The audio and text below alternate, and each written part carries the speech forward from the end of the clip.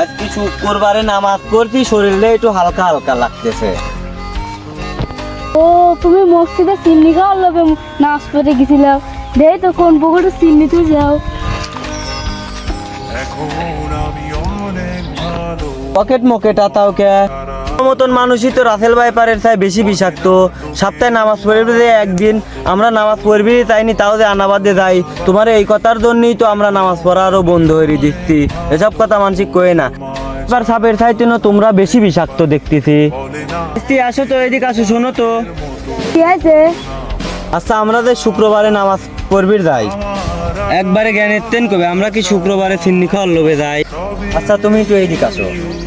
তোমার মতো লোকের জন্য মনে হলো যে আমরা কিছু কিছু কষ্ট পাই, বুঝলে? মনে করো যে তুমি যে কথা বললে এরকম মনে করো যে মানুষের মনে কষ্ট থাকে, বুঝলে? তুমি এইগুলা আর বলবে না। তাহলে আমি বুঝতে পারি না ভাই, আমাকে মাফ করে দিও। এইটা কোনো বিষয় না, তুমি ছোট মানুষ, তুমি বুঝতে পারো নাই। আচ্ছা, এটা সমস্যা নাই। আর এগুলা কাউকে বলো না। ঠিক আছে। সো গাইস, আসলে এরকম অনেকে হয়ে থাকছে, বড় বড় যারা ব্যক্তি আছে তাদের জন্য এরকম আমাদের অনেক সমস্যা হয়। এই জন্যই এটা নিয়ে কি আর কি ভিডিও বানানো। ওকে, থ্যাংক ইউ, আসসালামু আলাইকুম।